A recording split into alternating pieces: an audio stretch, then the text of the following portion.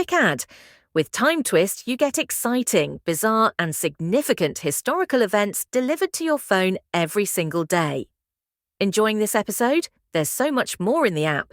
You'll find the link in the show notes. Let's get started. Okay, let's jump right into it. We've got this really interesting stack of sources you pulled, all focused on one single date, July 30th. Yeah, And the plan for this step dive is really just to see what kind of history gets packed into one day, based on these articles and notes. that's a great idea. And what jumped out at me straight away looking through this stuff is how July 30th comes across. It's not just like another square on the calendar. Right. It's more like this meeting point for incredibly different events. Some are surprising, some really pivotal, stretching across, well, centuries. Exactly. It's less like a straight timeline and more, I don't know, like looking through a keyhole and suddenly seeing this huge range of human stuff happening, founding cities, driving on the moon. Yeah. It's a real mix. So yeah, let's unpack the big stories these sources are pointing to. Think of it as a curated tour, maybe. Yeah. Guided by the material you've got. We'll hit some ancient history, dive into some really intense sports moments. Pop up to space for a bit, look at big national changes, unsolved mysteries, even like cultural goodbyes. Sounds good. Let's start that tour way, way back. 762 AD. Your sources flag this as the founding date for a city everyone knows, Baghdad, Caliph al-Mansur. Yeah, and what's really fascinating from the material isn't just that it was founded, but why. The sources really stress the intention behind it. Okay. It wasn't just going to be another capital.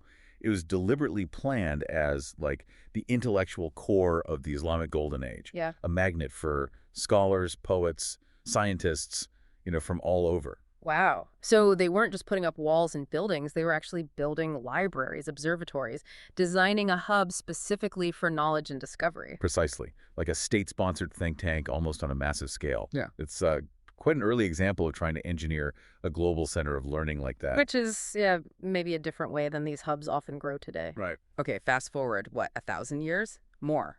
And we're talking about something totally different. Global, yes, but built on passion, not planning. The sources switched to sports. Football, July 30th, 1930, Montevideo. Ah, yes. This is presented as like a foundational moment, the first ever FIFA World Cup final. Uruguay playing Argentina. And Uruguay won, right. Yep, 4-2. But the sources really get across the raw feeling of it. Before global TV, before VAR and all that, too. Pure intense football, setting up this tradition that, well, still grips billions. It's amazing. And then, unbelievably, the sources point out another massive World Cup final on the same date, decades later, July 30th, 1966. Wembley. England versus West Germany. Yeah, this one is just iconic, and the material captures why. The drama, extra time. In the comments. And that line, yeah, the sources quote it. They think it's all over. Yeah. And Jeff Hurst scores again. It is now. England's only World Cup win, just cemented in history on this day.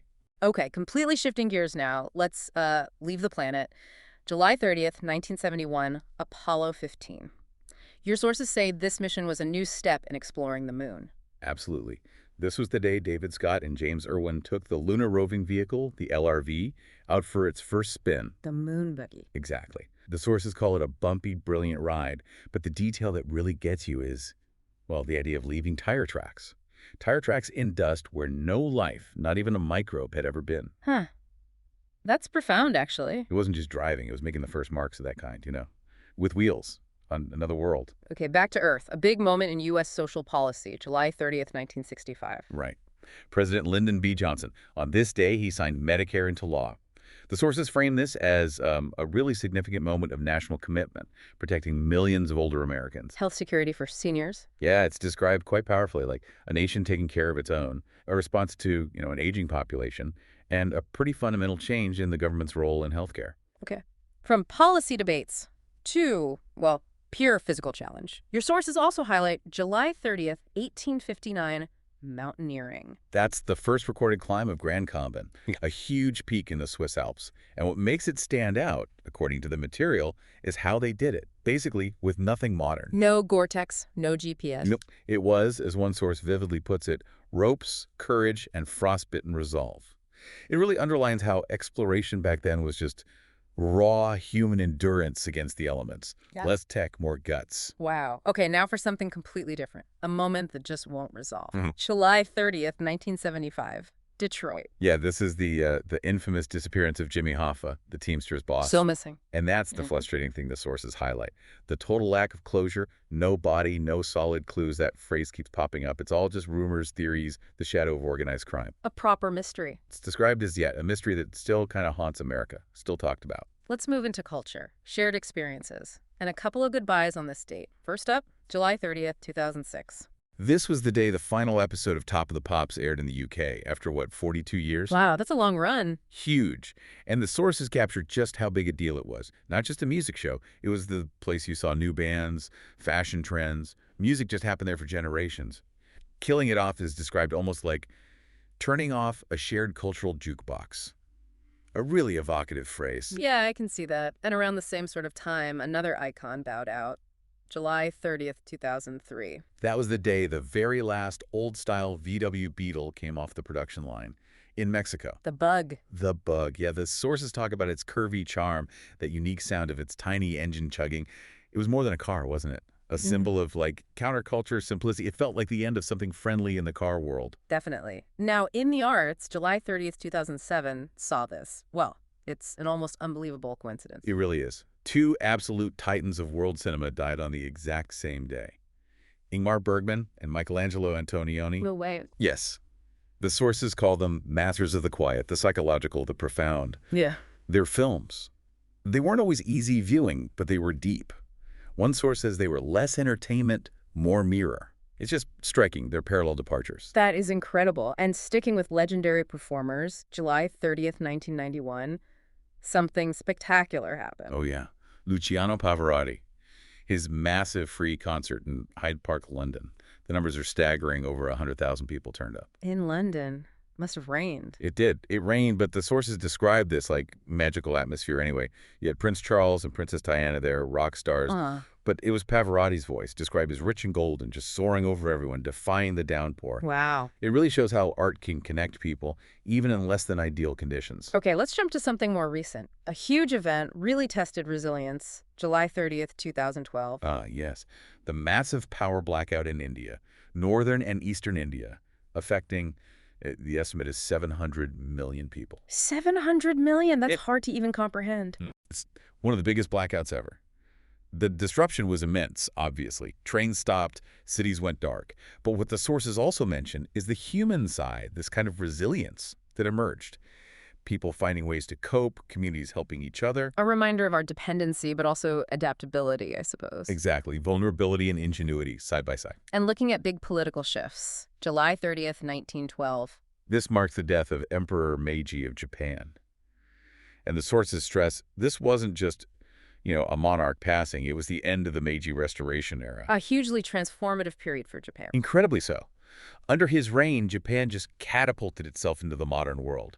Deliberate, rapid modernization. Embracing technology, industry, as the sources put it. Trains, factories, a modern military, a whole new world. It was profound national reshaping. History isn't just events, though. It's people being born. Your sources list some notable birthdays for July 30th, too. Yeah, a really interesting mix. You've got Arnold Schwarzenegger. The sources highlight that unique journey, bodybuilder, action hero, governor of California. Quite a trajectory. Then Kate Bush, the musician. So innovative, so unique, kind of ethereal. Carved her own path entirely. And Lisa Kudrow, bringing that brilliant warmth and quirkiness, especially as Phoebe, right? A beloved character. And Christopher Nolan. The filmmaker, yeah. Yeah. Known for those complex, twisty, often mind-bending movies. Definitely. Anyone else? The sources also mentioned Fabiano Caruana, the chess grandmaster. Born in '92, became a GM super young, nearly won the world championship. Represents that sort of quiet, intense intellectual side of the day, too.